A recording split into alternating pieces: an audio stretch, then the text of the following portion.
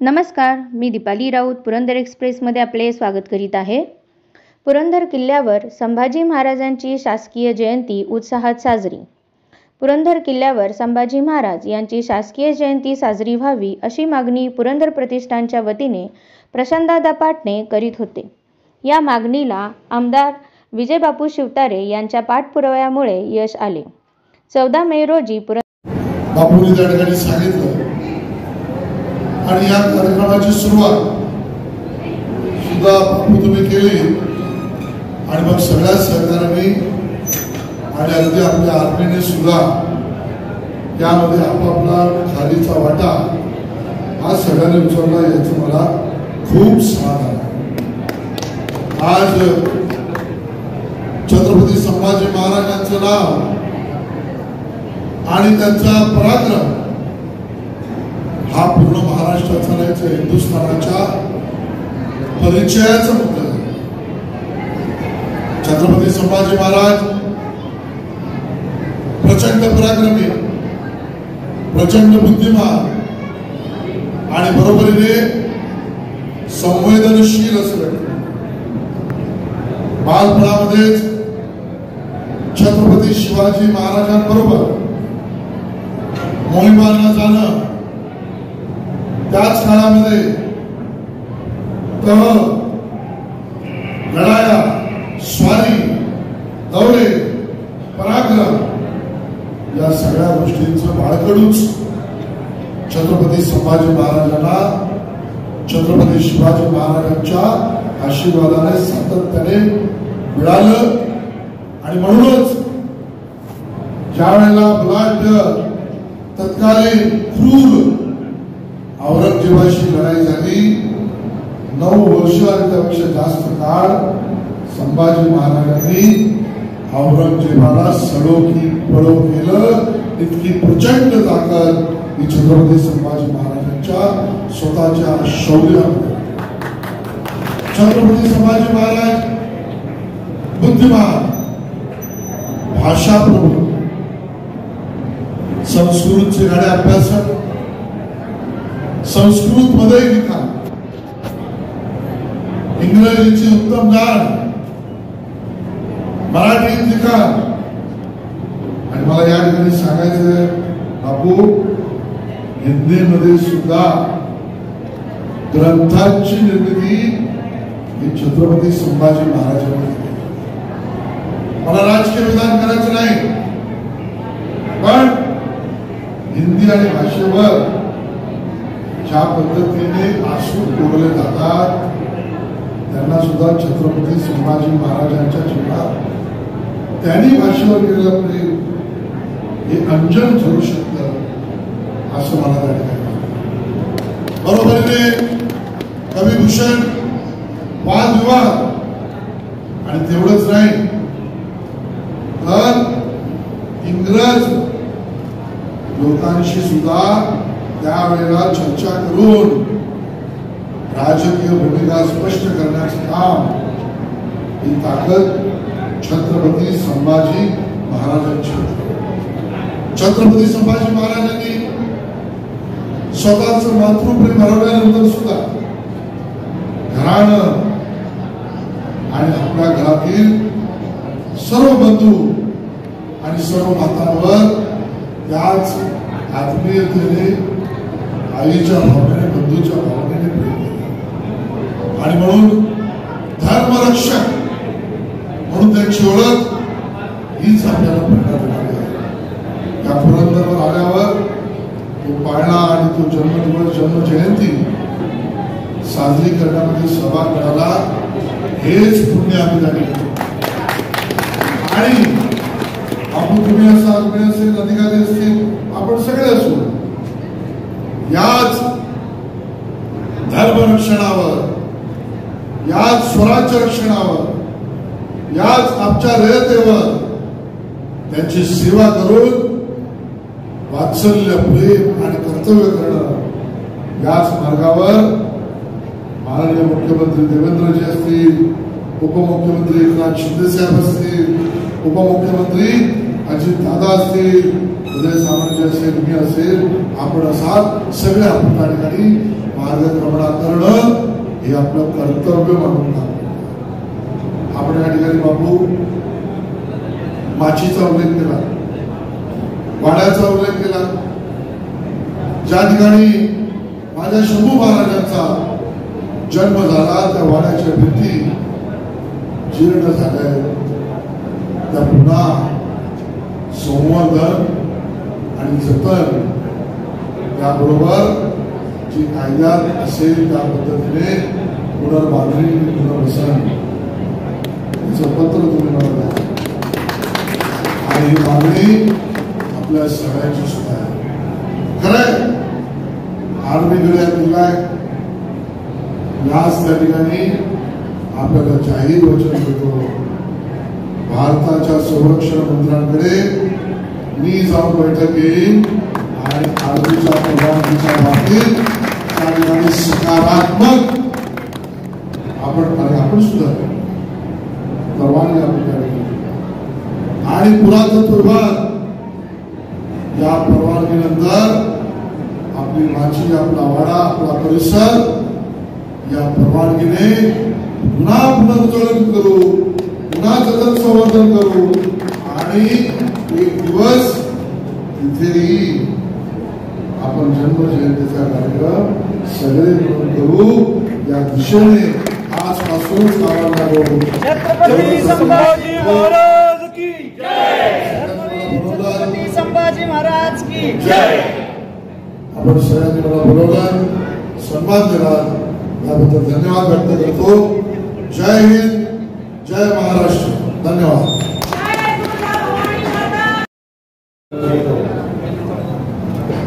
राष्ट्रीय जीवनात आयुष्यामध्ये अनेक कार्यक्रमावर उपस्थित राहिलो, परंतु आजचा कार्यक्रम माझ्या आयुष्यातला सुवर्णाची माझ्या राष्ट्रीय जीवनामध्ये माझ्या आयुष्यामध्ये पहिल्यांदा छत्रपती संभाजी महाराजांच्या जयंतीच्या निमित्तानं आज या पुनर्बांधणीमध्ये उपस्थित आहे आणि मी तुम्हाला दोघांनाही आणि आपल्या माहितीसाठी अजून एक महत्त्वाची गोष्ट या ठिकाणी सांगतो. मी स्वतःला भाग्यवान समजतो. छत्रपती संभाजी महाराजांचा 6वा चित्रपट हा 3 महिन्यापूर्वी प्रदर्शित झाला, पण कदाचित आपल्या सगळ्यांच्या सदिच्छेनं असेल किंवा आशीर्वादानं असेल या महाराष्ट्रातल्या छत्रपती संभाजी महाराजांच्या सगळ्या पुतळा जर तुम्हाला कुठं बघायला मिळेल तर माझ्या रत्नागिरीमध्ये बघायला मिळेल.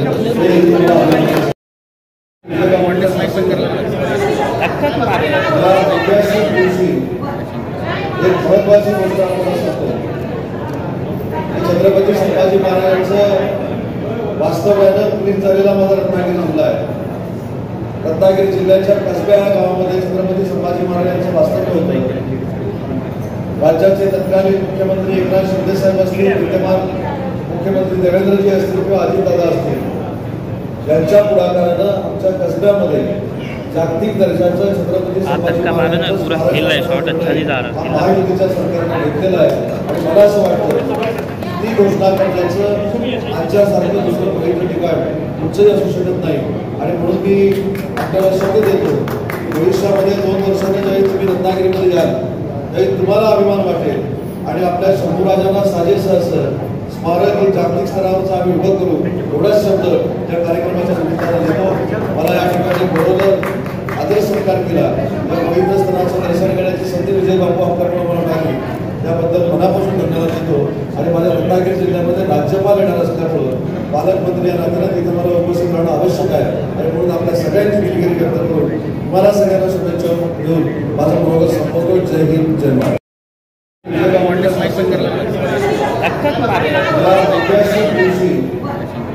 एक महत्वाची गोष्ट आपण सांगतो, छत्रपती संभाजी महाराजांचं वास्तव्यानं पुलिस झालेला माझा रत्नागिरी जिल्हा आहे.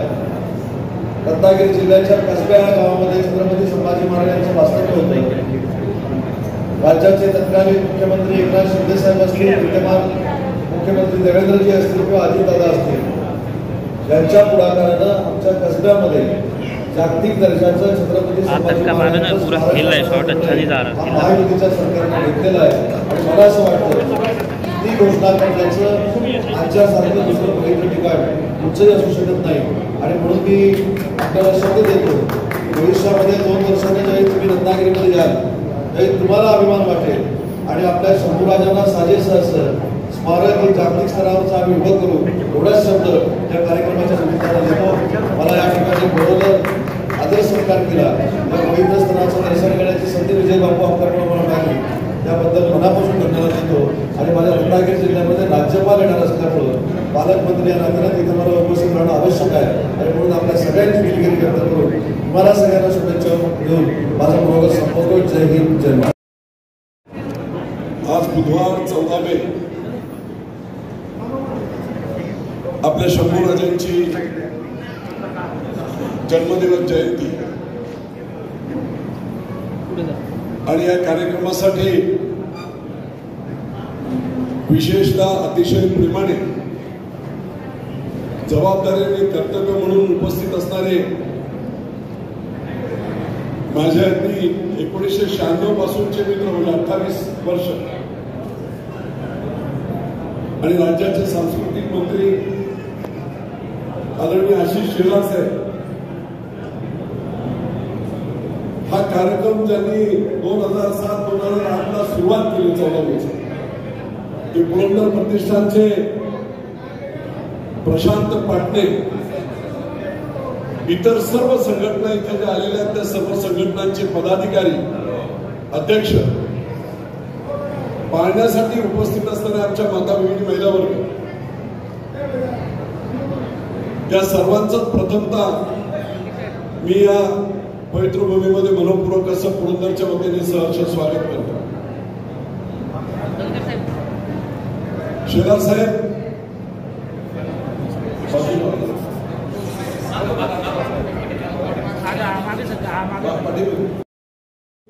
या निमित्ताने मी सांगू इच्छितो की भक्ती आणि शक्तीने नटलेली ही पवित्र भूमी संपूर्ण महाराष्ट्राचं आराध्य दैवत असणारा, कुलदैवत असणारा मल्हारी मार्तंड खंडोबा या जेजुरीच्या या गडावर इथे बसलेली.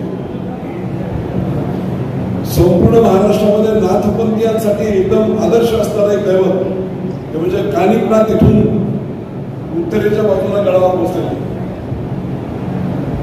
भक्ती आणि शक्तीने नटलेला एवढ्यासाठीच मी म्हणतो की अगदी भुलेश्वराचं मंदिर यादवकालीन राजे उत्तरेत 3,500 किलोमीटर लांबून येऊन पुरंदरच्या भूमीमध्ये माळशिरसला महादेवाचं मंदिर बांधलंय, जे ऐतिहासिक आहे. औरंगजेबाने ते तोडलं होतं.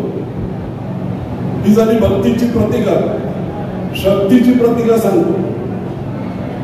पहिला शक्तीचं प्रतीक म्हणजे आज जो आपण साजरा करतोय तो सोहळा धर्मवीर संभाजी राजांचा जन्म याच पुरंदर किल्ल्यावर माची आहे त्या माचीवर झाले. त्या वाड्यामध्ये त्यांचं संपूर्ण बालपण गेलेलं. हिंदवी स्वराज्याची स्थापना महाराजांनी करायचं ठरवलं त्यावेळेस पहिली मोठी लढाई हिंदवी स्वराज्याची झाली ती पुरंदरच्या माती झाली आणि ती खळद आणि बेळसर. ब्रिटिशांच्या विरुद्ध आवाज उठवणारे पहिले क्रांतिकारक कोण तर ते राजे उमाजी राजे. बाजूला इथे खाली उतरल्यानंतर भिवडी करून गाव आहे तिथे, आणि त्यांनी ब्रिटिशांना सोडून सोडलं. पुढील 10,000 वर्ष पुढे नाही असं ज्यांच्यासाठी साहित्यात बोललं जातं ते आचार्य प्रल्हाद केशव ठाकरे, ते देखील सासवडचे याच पुरंदरच्या भूमीमध्ये. महात्मा ज्योतिबा फुले यांचं गाव देखील खानवडी हे पुरंदरच्या इथून साधारणतः सासवड पासून 3-4 किलोमीटर. आणि म्हणून प्रचंड ऐतिहासिक वारसा, तपोभूमीचा आणि शौर्याचा वारसा असणार आहे. पुरंदरचा तह 1665चा हा इतिहासामध्ये लिहिलेला हा जो तह आहे आणि ती लढाई देखील ऐतिहासिक अशी झाली. आणि म्हणून कितीही संकट आली तरी शेलार साहेब या पुरंदरच्या जनतेने, सर्व स्वाभिमानी जनतेने कधीही महाराजांची साथ सोडली नाही. मोगलांनी गावाच्या गाव पेटवली, सगळं केलं तरी निष्ठा बाकी महाराजांच्या प्रती आणि हिंदवी स्वराज्याच्या प्रती या पुरंदरच्या मातीने ठेवली. आणि म्हणून आजच्या या पुरंदरच्या या कार्यक्रमाला आपण आलात. आपल्याला फक्त याची थोडीशी माहिती काय याच्याबद्दलची माहिती दिली. अशा अनेक गोष्टी आहेत. आता परवा पंतप्रधान आदरणीय मोदी साहेबांनी सांगितलं की देशामध्ये महाराष्ट्र में एक पुरंदर नाम का तहसील है, वहाँ के फीट म्हणजे अंजीर, त्या अंजिराची जागतिक लेवलला मागणी. दुष्काळी भाग म्हणून हा बोलला जात होता, परंतु आज प्रचंड सुकाळी आणि शेतकऱ्यांना पुरंदर उपसा असेल, दुसरे असेल, विमानतळ इथे येते आणि निश्चितपणे तो ऐतिहासिक वारसा पुढे जाणार आहे. आपल्या सर्वांचं सहकार्य. मी आता येता फक्त महाराजा मी शिराज साहेबांना म्हटलं की आपण मंत्री आहात आणि हा विकास आराखडा मी देवेंद्र भाऊ फडणवीसांना सुद्धा बोललो, पत्र दिले, आपल्यालाही पत्र दिलंय की जसा शिवनेरीला विकास आराखडा आहे तसा पुरंदरचा विकास आराखडा ज्या ठिकाणी त्यांचा प्रत्यक्ष जन्म झाला त्या अक्षांश रेखांशावर तिथे त्या माचीवर बांधकाम करणे आणि ज्या वाड्यात ते राहिले त्या वाड्याची पुनरुज्जीवन करणे. त्याच्या आता फक्त दगडी भिंती आहे तर जसाच्या तसा वाडा बनवणे, सगळी प्रवेशद्वारा एकटी करणे, मिलिटरीच्या ताब्यात तिथे असल्यामुळे आणि देशाचं खूप महत्वाचं असं हे ठिकाण आहे शिराज साहेब. डायरेक्ट पीएमओच्या अंडर हा किल्ला आहे आणि इथे असणारं जे सगळं देशाच्या संरक्षणाच्या दृष्टीच्या गोष्टी असल्यामुळे काही अडचणी निश्चित आहे. परंतु त्याच्यातून वर असणारं केदारेश्वर मंदिर प्रचंड प्रसिद्ध मंदिर आहे.